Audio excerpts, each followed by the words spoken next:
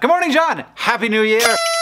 It's a time for reflecting on the year that has passed and hoping for a good one to come, but also, as I am incapable of not doing, asking why? Why is it this way? Why January 1st? And if it's gonna be January 1st, why isn't January 1st on the solstice? Well, I will give you a hint. This monumental modern institution of our calendar and the way that it works and begins has to do with three people who you have never heard of. The Earth travels around the sun in a circle, and there is no beginning or end to a circle. You wanna have a beginning of the year, I get that, and basically, we have traditionally just picked one. And different cultures have picked different dates for different reasons, and they turn out to be really interesting and complicated reasons. Complicated enough that I can only really talk about one, and I'm gonna pick the one that I'm most familiar with. So let's go back in time to 46 BC. Julius Caesar has just become the first emperor of Rome, and the calendar is a mess. It's based on this calendar that's hundreds of years old that started out having only 10 months, so with December being the last month and March being the first month. And it's a lunar calendar. Every month begins with a new moon, there's a full moon in the middle, and then it ends again with a new moon. But since the lunar calendar and the solar calendar don't line up, they had to have some way of getting realigned each year. And that system, and I'm not kidding here, was 51 days of unaffiliated buffer time that occurred between December and March that just weren't inside of any month. But in the 700s BC, one of the original kings of Rome, Numa Pompilius, one of the guys you haven't heard of,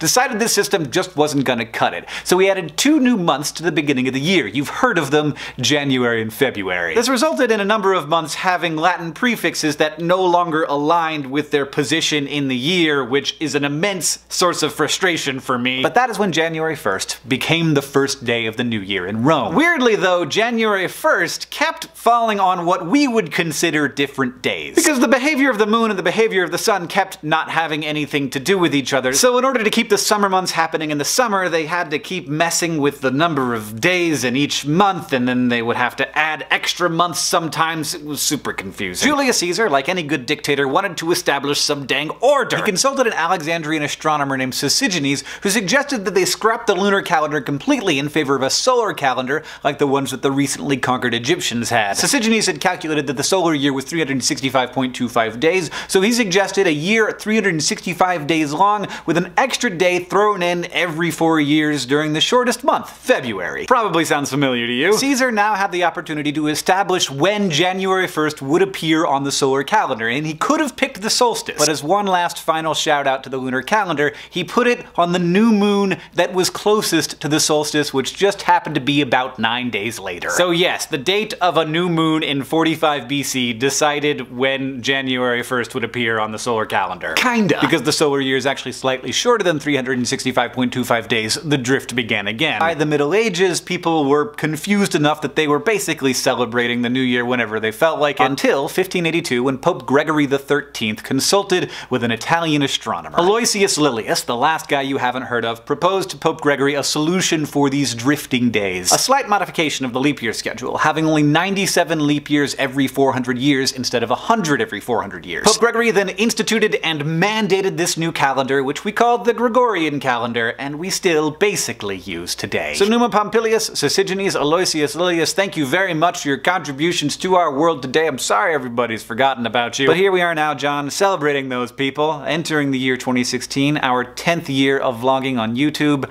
Wow. I was super interested to see people's comments on your last video, but I felt like that was extraordinarily unscientific and we weren't getting good data, so I've set up an actual survey that people can take. There's a link in the description if you want to answer some questions about what we should do in the next year here on Vlogbrothers. John, thanks for being a great brother, thanks for another great year, and I'll see you on Tuesday.